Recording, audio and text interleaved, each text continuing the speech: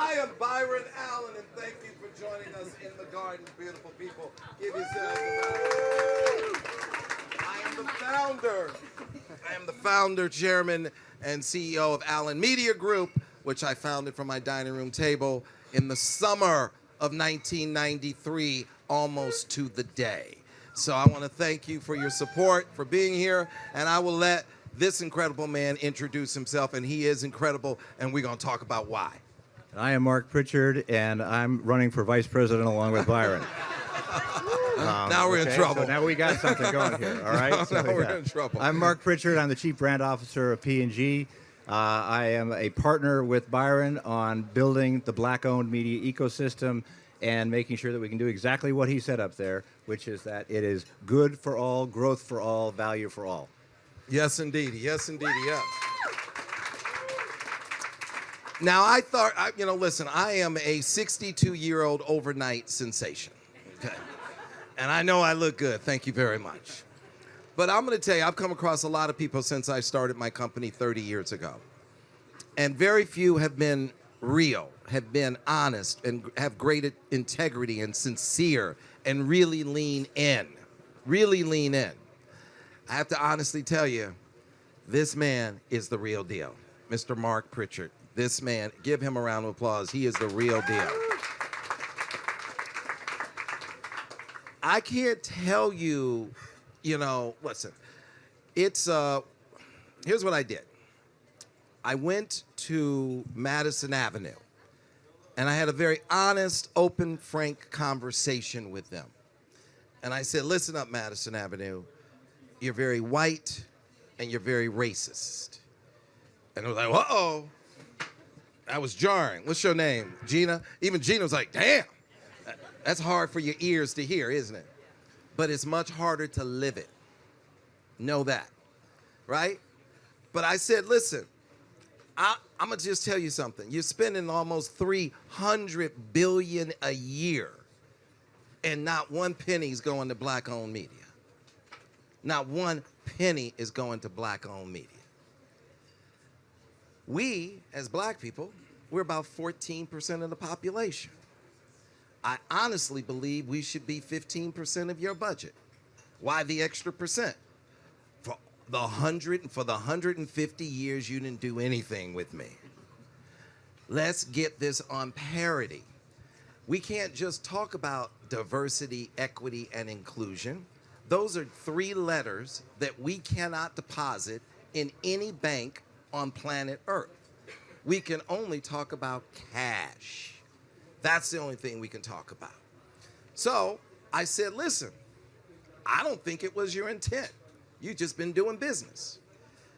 What I think we should do is you should pledge anywhere from 5 to 15% of your budgets to black-owned media, and we should really grow this ecosystem because that diversity is going to make the entire landscape much richer. And everybody kind of went bump, bump, bump, bump. He's the first one to raise his hand and said, this is the right thing to do, let's do it. And really leaned in. Now, what I will tell you, and I've said this on CNN. CNN, I said, this is what I need America to do. Stop talking about crime. Don't talk about crime anymore. Lean in, fix education and economic inclusion, and the crime will go away. Those warehouses, those prisons that you mainly use to warehouse mainly black men, you won't need them anymore. You will convert those prisons not to warehouse human beings like animals, but to run businesses. Lean in, fix education, economic inclusion. Nobody's waking up trying to be a criminal. This is by design, and this is by design that goes back to Jim Crow. How do I keep certain people, especially black people, from having nothing? So this is a big systemic problem by design. You can't get an education, can't get a bank loan, can't get jobs, you don't get economic inclusion. Boom, look at you. And then you're taken out. So that's the journey. And this person right here has leaned in more than anyone could ever imagine. And what I will say, because I want you to hear his thoughts, I call it the 5 Ds. 5 Ds. They perfected it on women, and then they decide to use them on black people. That first D, dismiss. You speak up. They just dismiss you. Then you get a little frustrated because you're speaking up. Gina's speaking up and saying, this is how I feel. Then they move on to that second D. They discredit her. Oh, she's a witch. Then they start to demonize her, that third D, right? And then they start to divide you from other people who think like Gina, don't think like her. And then they move on to that fifth D, destroy, dismiss, discredit, demonize, and destroy. And that's what was happening, dismissing our voices.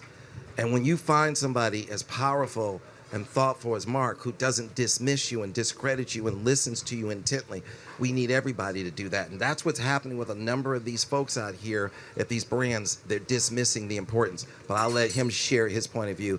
Ladies and gentlemen, Mr. Marc Pritchard. All right. Well, thank you. I would never dismiss you, Gene. I just want you to, I'm just by example. What I would say is that why I value the partnership that we have with Byron and Byron himself is that we've had a lot of long conversations, deep conversations, just to understand and unpack. First conversation, hard to hear. Okay, whoa. But what we did is the more we discussed it, the more we talked, the more we unpacked it, what we recognized is that the system isn't broken. The system was built that way. The system was built for the majority. The system, and the majority, and this happens, is that then it repeats itself. It just continues to feed. The big get bigger, and the small get smaller. So what we recognized we needed to do is we needed to unpack the problems. And so when we talked about, okay, let's see if we can invest 5 to 10%, which is still below the percent of the population, I looked at it and said, whoa, okay, well, let's see if that's possible. First thing we saw, there's not enough advertising inventory. There's not enough. Why is that? There's not enough audiences. Okay. Why is that? There's not enough programming. Why is that? There's not enough black creators that have the lived experience that can create content that's going to resonate and be able to be business building. I said, okay, well, let's start working on that. And I remember this conversation that Byron and I had when we talked about an amount that we were trying to put on it. And I said, Byron, I would love to. I just don't think that you're going to have enough inventory to handle that. He said, Marc, but that's what you don't understand. I need the money for sponsorships, content development, and audience development. I said, boom. That is the answer then. That's part of the system. Let's go solve that problem. So what we started to do was we started to invest in content development. So we have a deal where we've produced now the Griot Awards, one of the greatest award show you've ever seen. Rewards black excellence, unbelievable, and it's also expansive. And we did the Comedy and Music Superfest. That's now aired twice. We've done some HBCU program. We've done Juneteenth. We just finished the Juneteenth program. So what we did is just started to schedule out, okay, well, what are some great programs we can invest in, and then let's build. And here's the deal. We said, let's see how much audience there is, if we can. But at the end of the day, if we were to put a current measurement system on that, what would it say? Well, the current measurement system, the announcement yesterday, I had to change from Nielsen to somebody else. But the current measurement system, because the measurement systems that are in place do not measure black and brown people properly. So now you have another trap. Systemic problem. Big systemic problem. You're coming back with zeros on black and brown people because Nielsen they only used 40,000 sample set. Nielsen is speaking for 330 million people based on sampling 40,000. Okay? So I said I can't do that anymore. And yesterday we announced we did a deal with Video Amp, which is sampling 43 million homes, 1 in 3. Now, and by the way, when we looked at our ratings, they went up as much as 3 times. Okay? 3 times. And I don't care what planet you're on in any universe, sampling 43 million people is infinitely better than 40,000. So that was an issue too. Measurement. Part of the system, because if the system then will just keep reinforcing the same outcome, then you're not going to get the investment that you need, because then you invest and you say, well, what's the outcome? Well, I didn't get the impression, so therefore I don't have that. So we said, okay, let's figure that out too. Now we still got work to do, because some of these are new programs, some of them are current programs. That's right. So he's got a whole bunch of current programs, like the Weather Channel, like the Griot, like Funny You Should Ask. I was going to make a point about that, but you're the comedian, not me. Funny you should ask. Funny you should ask. So, but a lot of programs that then allow us to be able to reach, and then we can use that data to figure out, okay, how is this doing relative to our other areas? So, the point It's better than that, Mark. You listened to me sincerely when I said to you, Mark, I want to tell you something Martin Luther King said that is really important.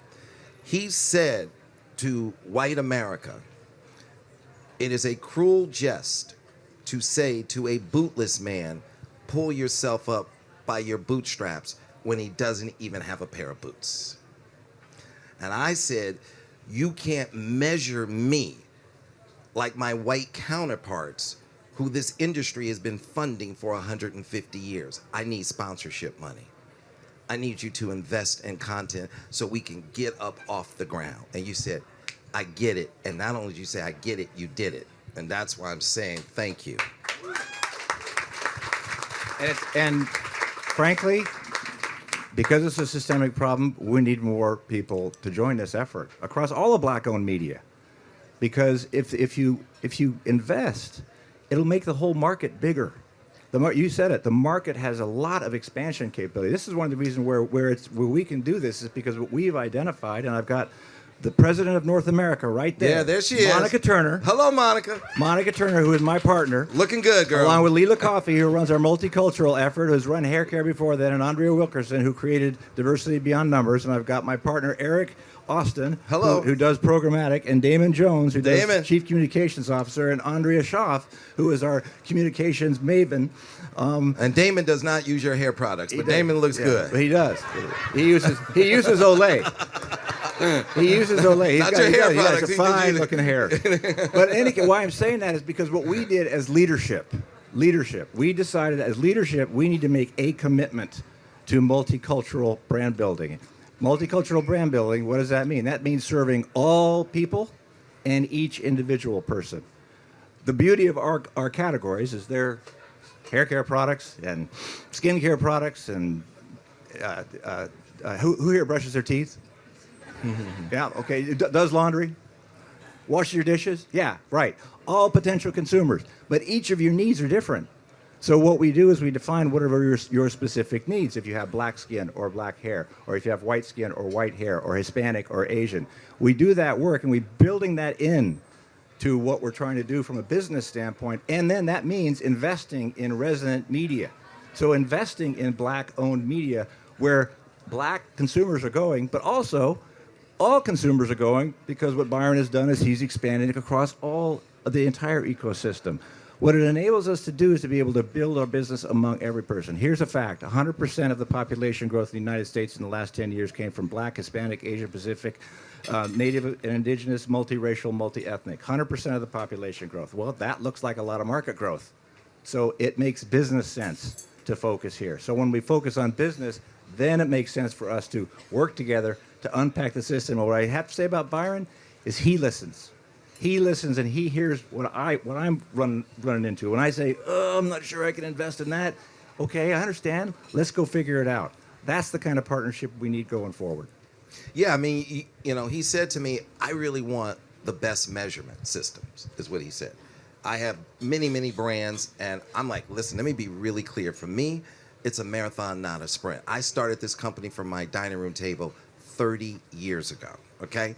So I am privately held. I own it 100%, not by design. That's a whole nother issue. Most African Americans do not have access to capital that's not predatory, and so I ended up owning it 100% because that was what was dealt to me, which is fine. I'm happier than you can ever imagine with that scenario. But given the situation, he was like, hey, I want you to help me really measure properly. And I said, no problem. And that's when I went and found VideoAmp. And I said, I'm going to do a 10-year deal with you, and I want the best data in real time. Because Video Amp is pulling all of the data out of your cable box, your satellite box, and they're able to turn it around in a matter of a day or two. And I said, I heard what you had to say, and we're going to be better. And that's what you have to do. I don't think about every 90 days like a lot of publicly traded companies. I'm thinking about every 90 years. All my decisions are made on 90 years. I'm out here building the world's biggest media company to leave it to my kids, my grandkids, and my great-grandkids, because we don't have legacy wealth in the black community. And that's important to me. And I'm out here making sure, and he's helping with this journey, because Marc asked me, what are you doing? I said, Marc, I'm building the world's biggest media company because I want to really effectuate change. Coretta Scott King said to me, as black people, we have 4 major challenges. Number 1, end slavery. Number 2, end Jim Crow. Number 3, achieve civil rights. And then she choked up and she said, and number 4, achieve economic inclusion. The real reason they killed my Martin. They killed him, Byron, over the speech he gave in February of '68 at Stanford University. That speech was called The Other America. And in that speech, and Coretta Scott King told this to me because I had bought the rights to her book, My Life with Martin. I wanted to look at Martin Luther King through her eyes. And what she said was, in that speech, he said, there are 2 Americas. One America has access to opportunity, education, economic inclusion, jobs, and the other America doesn't. There are 2 Americas, and 2 Americas will not survive. The country will implode. And you're seeing it now happen in real time. And in that moment, I knew what I was going to do with the rest of my life. I was going to build the world's biggest media company to effectuate change, to bring together one America. Now, media is the most powerful thing on the planet. You can weaponize it. You can weaponize it through your news. You can have white men so crazy, they invade the nation's capital and try and overthrow a country they already control. So you need the opposite of that.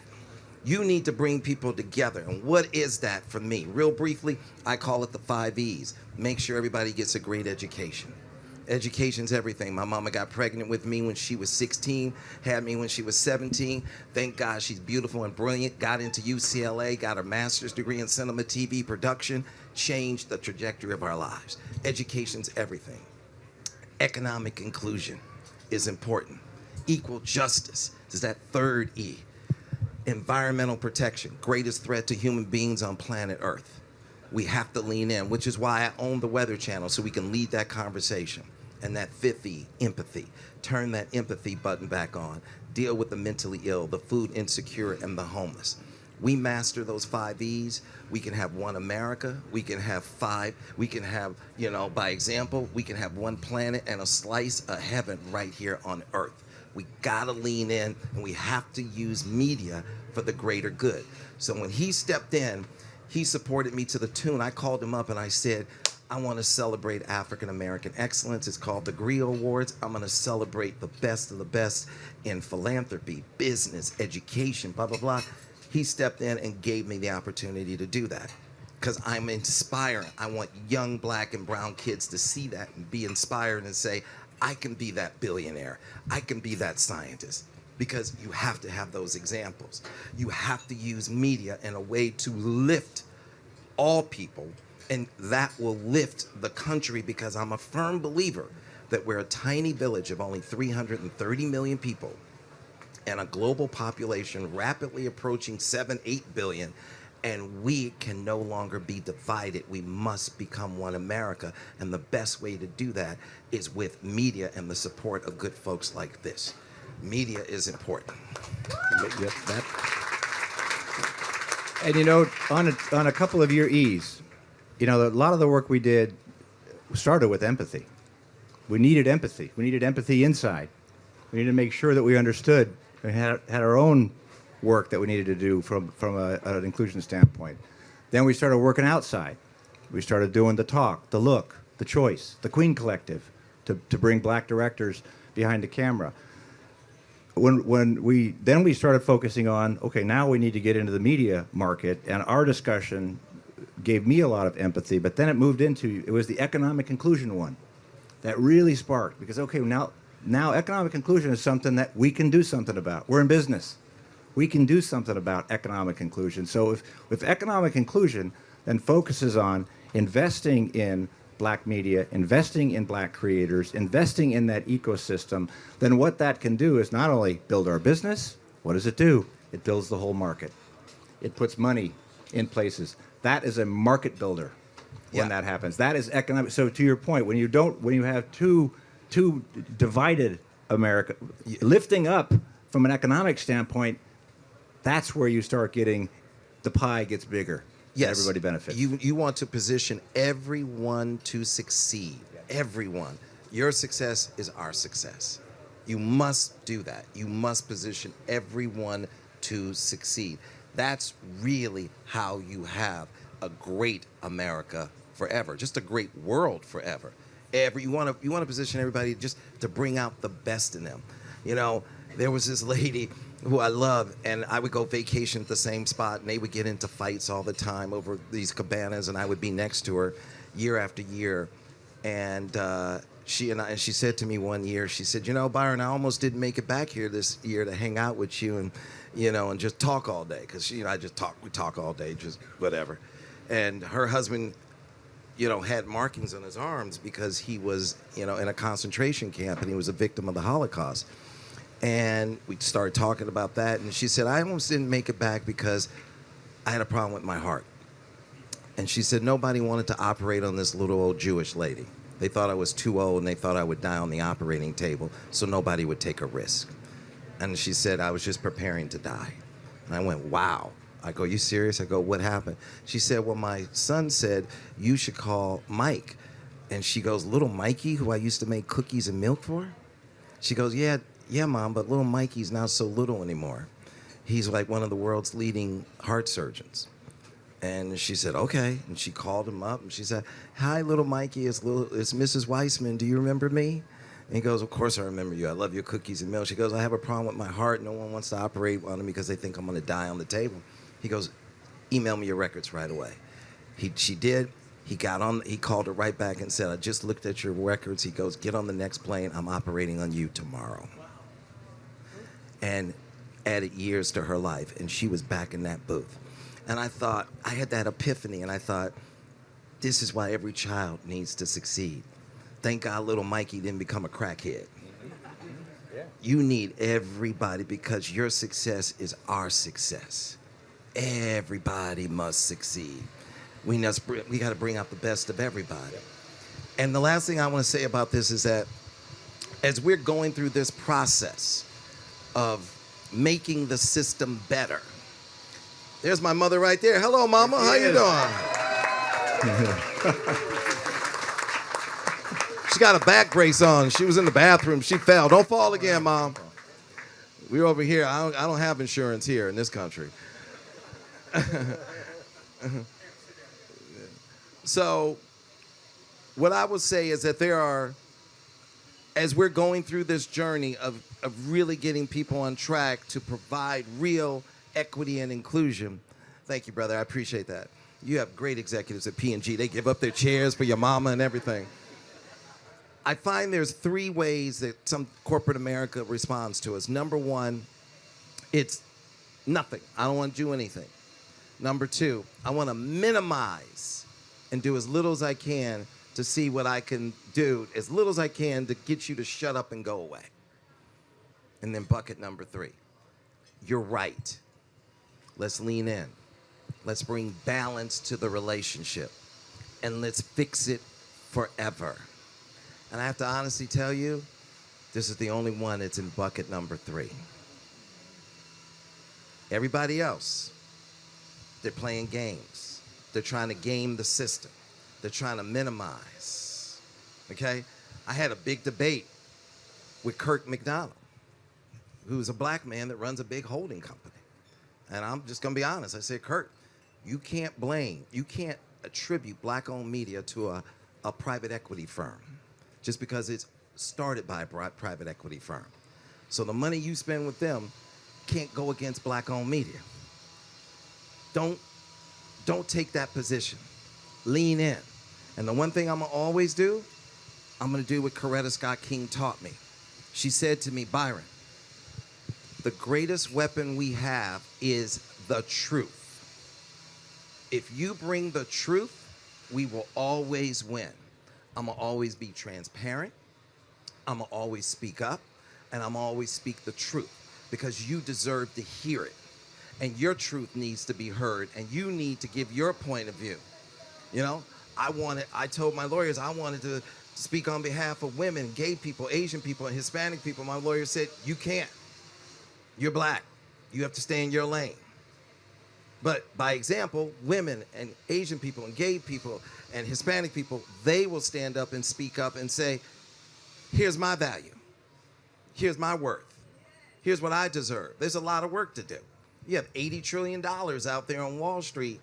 Women paid most of it in, and women don't manage it, and it's not invested in women. I can argue that easily of that 80 trillion, 60% of it should be managed by women and invested in women. But nobody's having that conversation.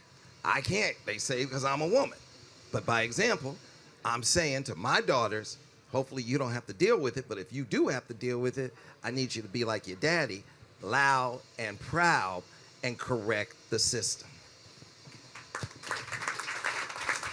So one last word. Go for it, baby. One last point, just because I appreciate what you say about us, and I'm willing to share my team, all team, share with whatever. In fact, tomorrow at Inkwell Beach at 10 o'clock, we're going to talk about our journey.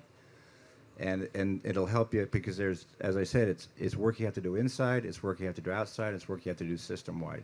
Because if you think about it, you step back from a marketing standpoint, we all have habits of how we do marketing. And our habits are very general, and they're very average. How many times have you heard the word general market? We don't use that word anymore. There's only a multicultural market, and that means black, white, Hispanic, Asian Pacific, Native, Indigenous, LGBTQ, people with disabilities, old people, young people. So that is a multifaceted, multicultural market. And that means what you need to do is then change your habits to understand all of them in research and each of them. Because if you just focus on representative, what does representative do? Skews to the majority. So you got to go deep. Work we have done with our categories. Then you got to go make sure you reach everyone.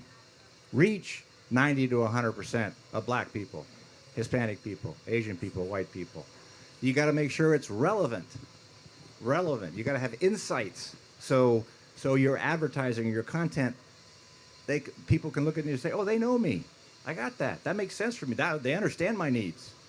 And then you want it to be in resonant media, which is where we talk about with Byron and Black-owned media. Those R's are the product of Lila Coffee over there, who created that. And we have now worked through the leadership of Andrea and Monica, embedding that into our system, into the system. So what happens is multicultural brand building becomes part of the way you do business. It's new habits.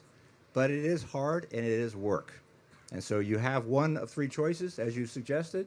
I would suggest number 3. Yes. Always. Get involved, but learn. Take the time to learn and get started and get going, change your habits and change the system. Thank you so much. Did you want us to wrap or take questions? What did you say? Oh, questions. Okay, questions. Go for it. First of all, my name is Marc Sternberg. I'm the founder of Brand Innovators. I want to thank Marc and Byron for an incredible session. I mean, I learned so much. I felt all the passion. I was inspired. Marc, you're such a leader in the community by virtue of what you're doing, right? You're literally putting your money where your mouth is. And I've always contended that brands have a lot more power than they get credit for. For one thing, you have a lot of media dollars and marketing dollars. And last time I checked, I want to say that North American media alone was about close to $300 billion last year. Okay, that's a lot of money. And you can use that money constructively. Now, just pause right there. What happens if black-owned media gets 15% of that? That's $45 billion.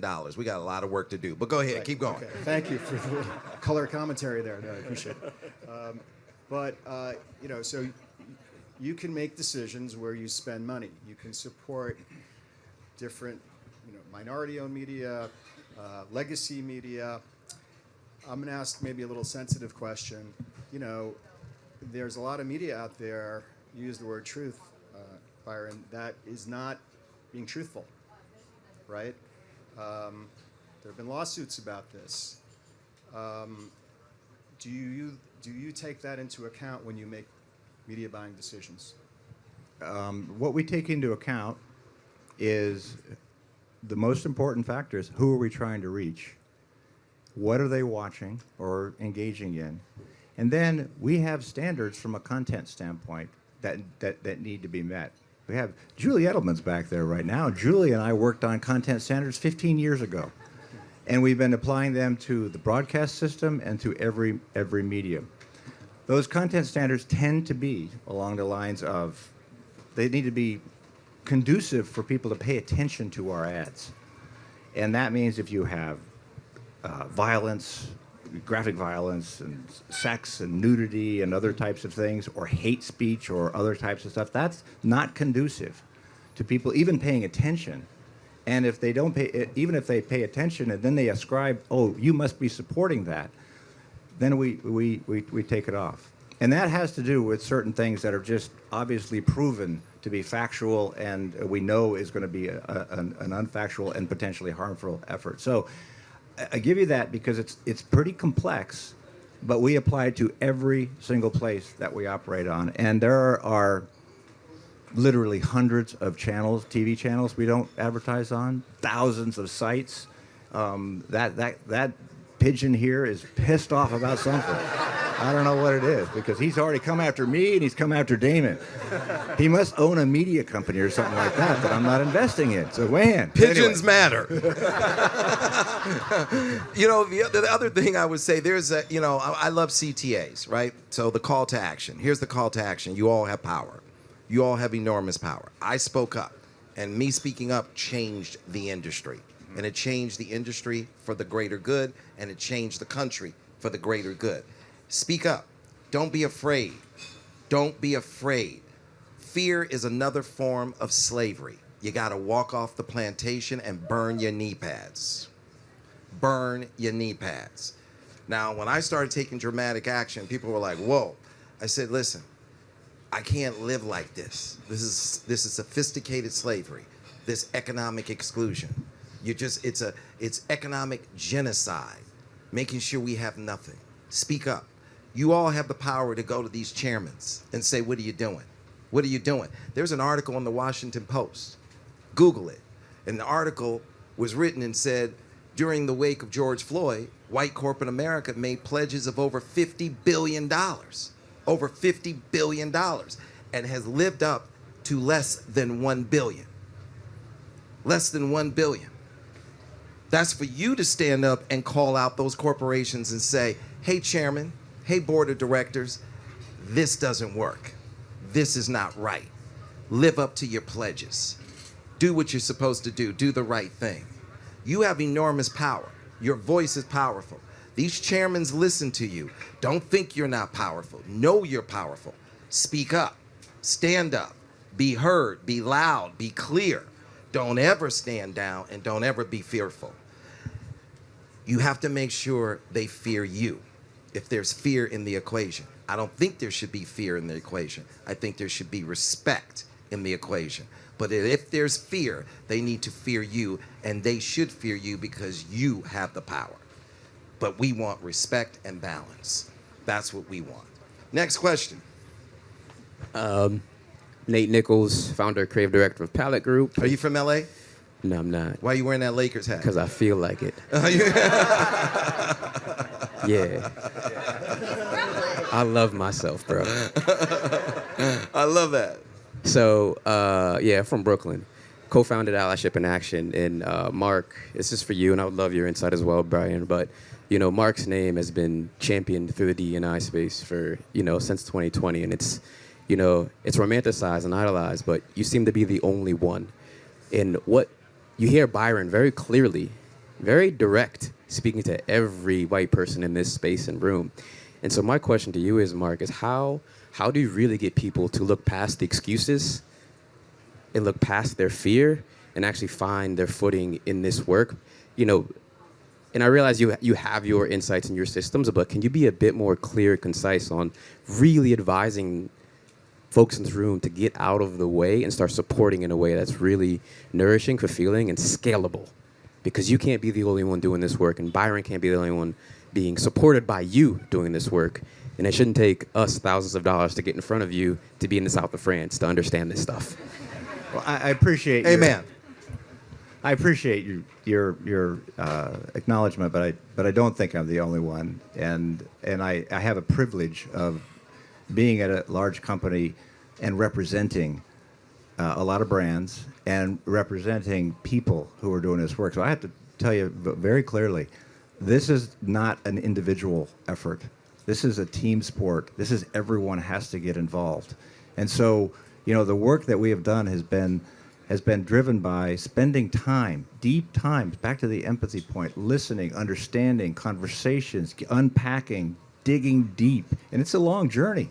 I mean, this journey started 2015, 2016, when it was actually some of the black leaders in our company said, you know, we're not sure you guys are doing enough just for us, our employees. And that was a gut punch. I was the African Ancestry Leadership Network leader. And I thought I had this licked because I'd worked in CoverGirl and we worked in Baltimore. We had great diversity. We had great multicultural. But so you know what? You're right. I'm not doing enough. So, you know, made a commitment that said, okay, we are going to make a difference here. We're going to get our act together inside. We changed a bunch of staffing programs, literally down to, okay, how do we make sure that we have diversity in our recruiting, our advancement, our retention, and then what are the systems in which we are going to hold accountable? Monica and I literally on a quarterly basis meet to go through every individual, every black individual in the brand and sales organization and say, where are they? What are they doing? Who's their boss? Have they had a pairs training? Are they getting the right? When are they going to get promoted next? What's the date? Who's accountable for it? It's that kind of, we call it the ground game. The ground game is what you need in order to be able to make that happen. So this is just internal work. We do a lot of work in terms of creating familiarity. We made a decision. We've realized that some of the problem was that in our organization, people were not familiar with the black community. In fact, you know, the way people prefer what's familiar, easy to process, and appears to be popular. So we had a problem. So we needed to create that familiarity. And so we did that through cultural efforts internally, festivals that we actually got involved in, bringing people along. We did it beyond that. You know, I mean, and by the way, we then applied this to the Hispanic community, the Asian community, the LGBTQ community. In fact, the LGBT community started a lot of this work when we started sponsoring Pride. So this is going deep to make sure that everybody understands and has conversations. We did the talk. We did the look. The talk. We got heat on the talk, but we stuck with it, and we used it as a way to create conversation. Then we had Jeff Edwards from Saturday Morning at the Andes that said, you know what? Talk was great. You missed the black man. Oh, man. So we called him up, and Eric and Damon and Andrea and Leela and I said, okay, show us what you got. They did the look. Queen Latifah and I worked together on CoverGirl. She came and said to me when we were on stage once, she said, we walked off stage, Women of the World, and she said, Marc, we got to do something good together again. I said, great. A year later, we created the Queen Collective, get black and brown directors behind the camera. So how do we then, what I'm long-winded way of going, it is people who you need to connect with, and you need to identify what's necessary at every single step. And that's how you convince people. It won't happen the first time. It happens multiple times. How many times did Monica and I sit down with the brands to say, where are you on your Black, Hispanic, Asian, Pacific results? What did we find out? We didn't have market shares, okay? She put market shares in place. Then we looked at the gap versus the average. Interesting. We're actually doing pretty well among many of these constituents. However, we have gaps that are worth $500 million. If we just close the gap to average, $500 million in sales. Okay, that starts getting people's attention. Then you move to the next problem. Well, I don't really know. Okay, then you need to go talk to people. You need to do consumer research among black consumers. You need to understand that their hair is not like yours, that their skin's not like yours, that the assumptions you made in terms of how they clean is not like you. That then starts to create insights, that creates great work, and then we go and we say, okay, put it here, it's going to grow. So it's the ground game, and it's a marathon, and you got to keep at it. And it's people like the folks that are in this room that do it. I'm the lucky guy that gets to talk about it. Last thing I want to say about this is that, you know, P&G has set the standard. They have set the standard. Now, I have gone to 500-600 advertisers. That's what we deal with. I'm in business with every television station in the country, every cable system, satellite company, satellite system, telco, all advertisers. This is the best. And thank God it's the biggest and it's the best. They've set the standard. Now, here's what we need to do. We need to demand that every corporation in America lives up to this standard. They've done the blueprint. That's why I'm here. I'm here to put pressure. There are a lot of CMOs that are afraid to make eye contact with me. And I love it. Because that means I'm doing what I'm supposed to do. Okay? I'm here to take care of business. I'm here to close the greatest trade deficit in America. The greatest trade deficit in America is the trade deficit between white corporate America and black America. And when we close that trade deficit, crime will go away, genocide will go, and economic genocide will go away, and we'll have one America. But we can't do that until every corporation lives up to this standard. You've got the blueprint. Now you know what that means? They can't say it's possible. That's not possible. No, it's possible. Let me give you Marc's email and mobile. Yeah, he has my mobile. It's possible. It's possible. Oh yeah, it's possible. Let me tell you. Oh, by the way, he's a white man too. So now you guys are gonna really, you're not gonna be able to game him because he's gonna look you straight in the eye and go, come on now. I'm doing it, you can do it. But it's on us to say to every corporation, every one of them, we got the blueprint. And what we're doing here, you can do it for Asian people, Hispanic people, gay people. Exactly. Women. Exactly. Black people. You can do it for everybody. Make sure everybody has that economic inclusion and balance. But it won't happen until you use your voice and your power. But the blueprint has been established because this man leaned in. That's why I flew all the way from LA. Come here, just sit right here next to him and say, thank you, I love you, I appreciate you. Procter & Gamble, you're amazing. Thank you for the blueprint. You're the best. And you have the power, and it's time to make them give you your just due.